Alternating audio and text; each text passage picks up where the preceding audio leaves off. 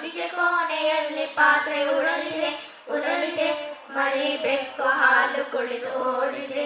ಆ ಬೆಂಡೆಕಾಯಿ ತೊಂಡೆಕಾಯಿ ತೋಟದಲ್ಲಿದೆ, ಉಂಡೆ ಉಂಡೆ ಬೆಲ್ಲವೆಲ್ಲ ಡಬ್ಬದಲ್ಲಿದೆ.